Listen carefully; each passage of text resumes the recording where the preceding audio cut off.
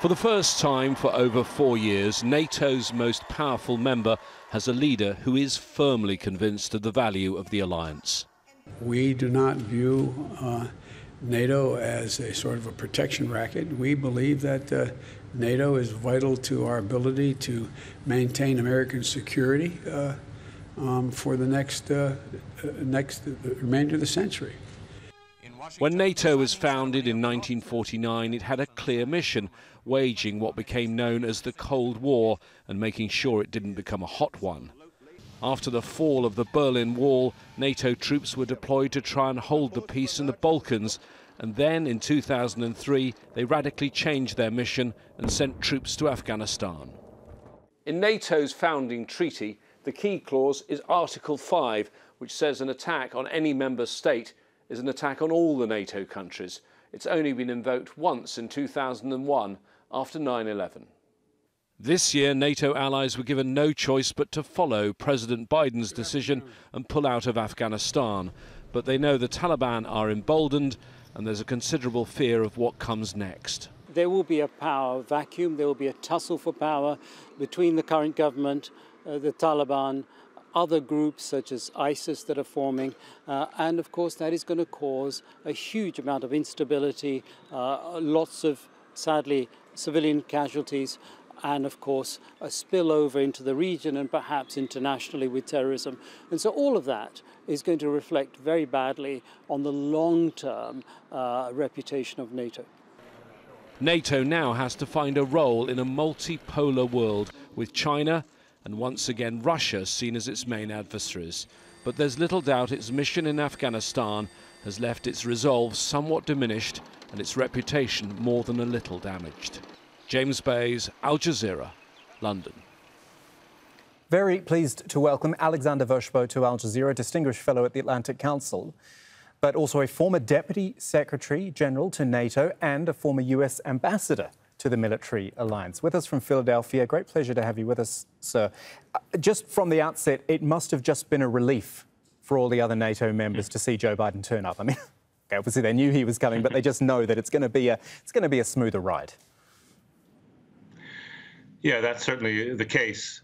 We have a president who really believes in NATO, who speaks in a polite and friendly way to his fellow allies, doesn't bully them. So. Breath of fresh air from the Allied point of view. Has it been a good NATO summit for Joe Biden? I was saying to our correspondent earlier how he wanted China front and centre, and that has been the biggest thing to come out of the communique.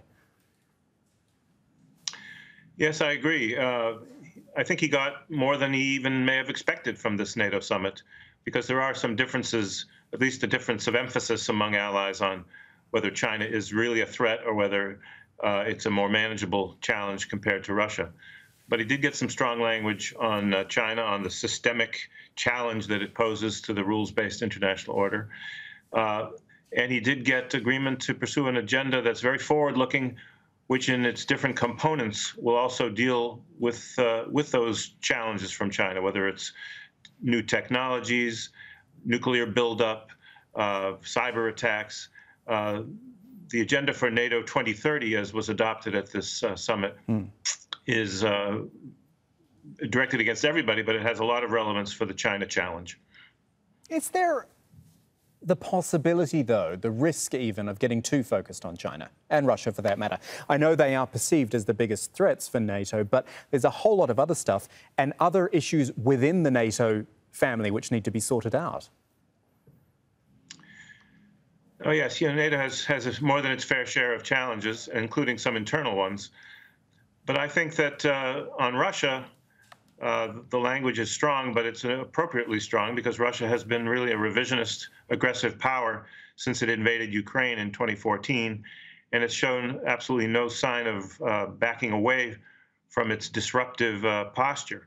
So this summit gives Joe Biden a strong boost as he goes into his meeting with Vladimir Putin on Wednesday in Geneva, showing that the alliance is united behind its founding values and by a strong commitment to defend itself and to protect neighboring states, including Ukraine and Georgia.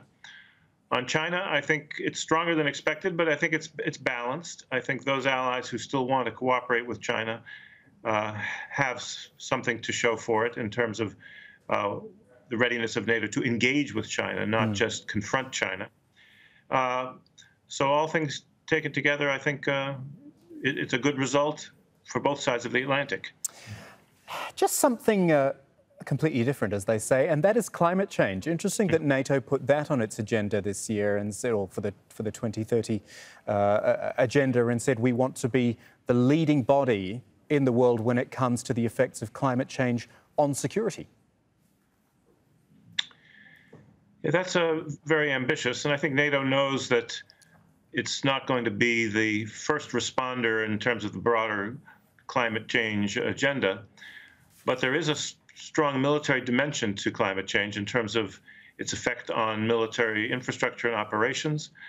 And NATO, I think, is claiming the responsibility to fully assess and understand these risks and also be a leader in mitigating the direct risks of militaries on the climate. So going towards green military vehicles and more green practices by NATO's militaries and propagating the know-how in that regard, I think is a reasonable role. It's not the central role, but it's an important role. Interesting stuff, isn't it? Ambassador Alexander Vershbow, now with the Atlantic Council. A pleasure talking to you. Thank you for your time. Thank you. And a reminder, we're waiting to hear from Joe Biden. The stage is set there, as it has been for some time. He had a long meeting with Turkish President Recep Tayyip Erdogan, who recently finished his news conference. We will bring you Joe Biden's address to the NATO summit, or his news conference at the NATO summit, live on Al Jazeera when it happens.